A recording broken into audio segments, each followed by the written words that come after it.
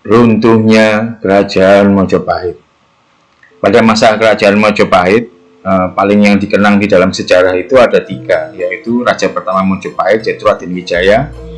Terus yang kedua itu adalah Prabu Hayam Wuruk yang beserta dengan Patih Gajah Madanya itu membawa zaman keemasannya Kerajaan Majapahit. Dan yang ketiga itu adalah Prabu Brawijaya V. Prabu Brawijaya V ini selain dikenal dengan kesaktiannya, yang paling terkenal itu adalah beliau mempunyai istri dan selir yang sangat banyak, yang dimana pada masa Prabu Brawijaya V inilah syiar-syiar agama Islam mulai masuk ke dalam Kerajaan Majapahit dan syiar-syiar di dalam Pulau Jawa pada umumnya. Kerajaan Majapahit pernah mengalami masa keemasan, masa kejayaan pada zaman Prabu Hayam Wuruk dengan patihnya Patih Gajah Mada yang terkenal dengan Sumpah Palapanya, di mana pada waktu itu Kerajaan Majapahit sudah menguasai negara-negara di kawasan Asia Tenggara seperti Malaysia, Thailand, Kamboja, Filipina, Singapura, Brunei Darussalam, dan sebagainya. Tapi masa kejayaan atau masa keemasan itu sepertinya hanya tinggal kenangan di zaman kepemimpinan Prabu Brawijaya V. Jadi ibaratnya ini seperti zaman beralih, musim bertukar. Selain mengalami masa paceklik, Prabu Brawijaya V juga menghadapi kebobrokan moral dari para putra-putra bangsawan serta para Nayaka Praja yang sudah kebablasan. Mereka mengumbar hawa nafsunya sehingga tidak bisa dijadikan tauladan karena suka menggerogoti uang rakyat, lalu menghambur-hamburkan dengan pesta pora di tengah kehidupan rakyat yang terhimpit. Para pejabat dan para putra pembesar Majapahit tak lagi ewuh pakewuh menjalankan kebejatan moral seperti berzina, mabuk-mabukan, berjudi, menghisap ganja, mencuri, dan sebagainya. Nah, disinilah carut-marut kehidupan di Majapahit itu menyebabkan ekses buruk dalam kehidupan nyata sehari-hari.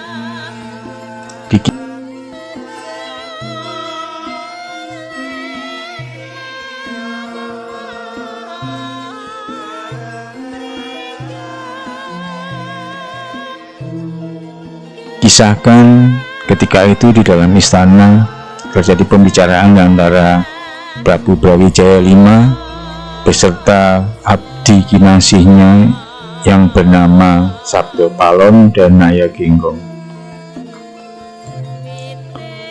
Dua abdi kinasihnya ini menghadap kepada Prabu Brawijaya V tentang wisik yang mereka dapatkan, yaitu tentang bisikan gaib yang dihasilkan melalui topo broto atau semedi.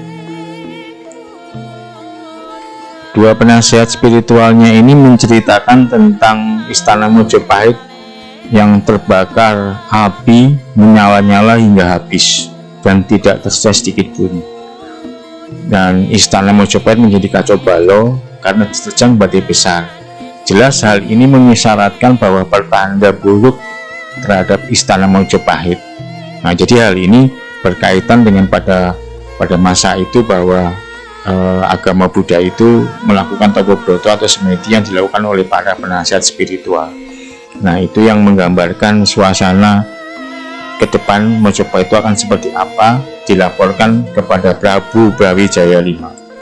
Selain menghadapi masa paceklik yang berkepanjangan serta kebobrokan moral di dalam Kutha Raja Majapahit, Prabu Brawijaya V juga menghadapi banyaknya para daerah-daerah jajahannya atau daerah-daerah kekuasaannya yang sudah tidak mau lagi sowan menghadap kepada Prabu Brawijaya V dan membayar upeti kepada Majapahit.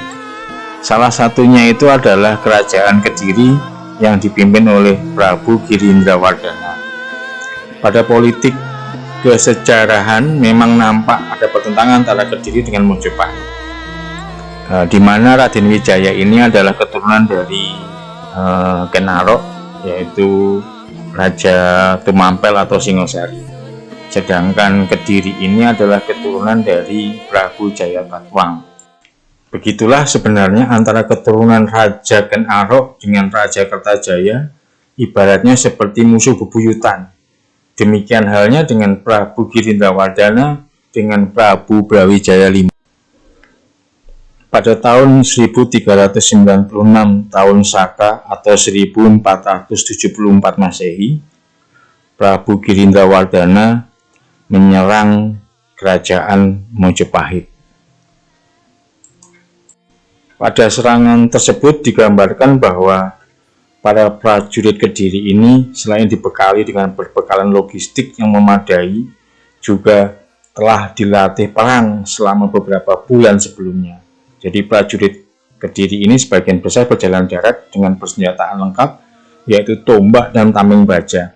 Sementara para Manggalayuda maupun senopatinya memimpin mereka dengan menunggang kuda bersama dengan Prabu Girindrawardhana. Kedatangan ribuan prajurit Kediri yang secara mendadak tak ayal membuat kalang kabut prajurit jaga di pintu gerbang istana Majapahit. Beberapa prajurit juga segera melaporkan serangan itu kepada Pandega. Selanjutnya, para Pandega itu melaporkan kepada atasannya Manggalayuda. Perang Majapahit Tumenggung Supa. Serangan dari Prabu Girindrawardhana itu berlangsung secara singkat dan menyisakan suasana duka mendalam di dalam beranak Prabu Brawijaya V. Serangan tersebut menjadi perenungan mendalam bagi Prabu Brawijaya V.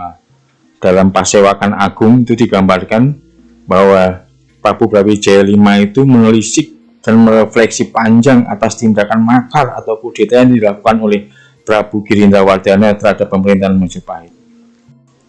Sabdo Palon sebagai penasihat spiritual raja mengamini atas kudeta dan mengkhawatirkan hal ini akan menjadi penyebab kejatuhannya Majapahit. Jika Majapahit mampu menghadapi serangan prajurit Kediri, niscaya Majapahit tidak akan mengalami kemunduran. Sebaliknya, jika Majapahit tak dapat menghadapi serangan musuh, ini akan menjadi tinggal kenangan. Bagaimanapun, serangan Prabu Girindrawardhana tak boleh dianggap enteng, karena serangan yang mereka melancarkan mengisyaratkan bahwa Prabu Girindrawardhana telah mencium kelemahan Majapahit, entah apakah kelemahan itu. Oleh karena itu, Prabu hendaknya selalu meningkatkan kewaspadaan. Itu yang dia katakan oleh Sabdo Palon. Pada suatu malam, ketika Prabu Brawijaya V sedang bersemedi, tiba-tiba ia seperti mendengarkan musik atau sasmita gaib. Mendengar suara tanpa rupa yang datang dari angkasa dan berkata, "Wahai anakku, Prabu Brawijaya V, telah datang waktunya kamu kembali ke alam dewa-dewa. Tugasmu di dunia telah selesai, dan Pulung Keraton telah pindah ke Demak Bintoro. Untunglah yang mendapatkan ialah putramu sendiri, yaitu Raden Patah.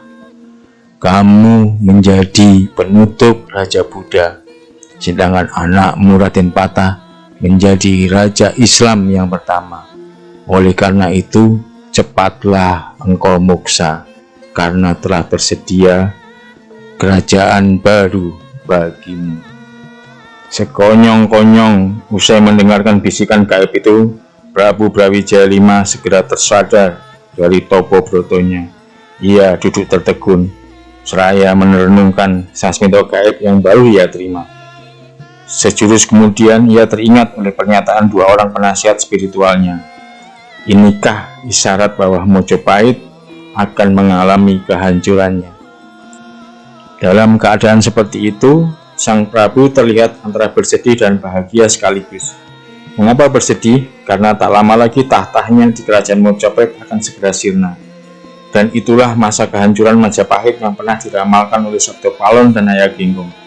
Sebaliknya, Sang Baginda Raja juga merasa bahagia lantaran Pulung Keraton akan jatuh ke tangan putranya sendiri, yaitu Raden Patah.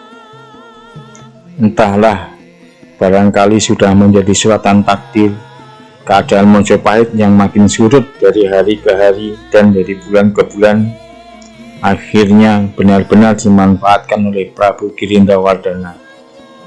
Kesempatan itulah yang sudah ditunggu sejak lama, apalagi setelah kepergiannya Pangeran Jimbun atau Raden Patah menjadi adipati di Demak Bintoro.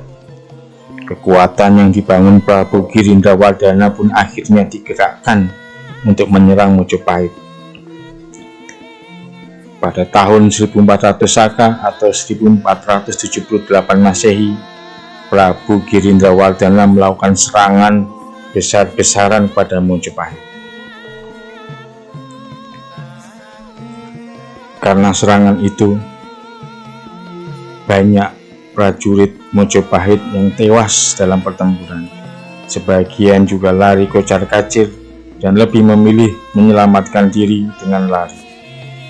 Begitulah kejayaan Mojopahit benar-benar sudah sampai tiba saatnya. Kekalahan prajurit Mojopahit benar-benar tak dapat dielakkan lagi dari serangan Prabu Girindrawardhana Raja Kediri. Pupus usaha untuk menyelamatkan kerajaan Mojopahit. Prabu Brawijaya V pun hanya bisa pasrah. Barangkali inilah yang dimaksud dengan lenyapnya pulung keraton Mojopahit. Lenyapnya tahta yang diduduki oleh Prabu Brawijaya V karena tak kuasa menghadapi serangan Prabu Girindrawardhana dari Kediri. Surut dan hancurnya kerajaan Mojopahit ditandai dengan Condro Sengkolo, sirna ilang kertaning bumi, yang berarti tahun 1400 tahun Saka atau 1478 Masehi. Ungkapan sengkalan sirna ilang kertaning bumi tersebut mengisyaratkan bahwa telah lenyap kejayaan negeri kerajaan Mojopahit. Perang antara prajurit Mojopahit dan prajurit Kediri itu laksana perang Brontoyudo Joyo Binangun antara Pendawa dan Kurawa. Itulah pertempuran hidup mati. Jika mengalami kemenangan akan menjadi jaya, sebaliknya jika kalah akan mati tergusur lawan.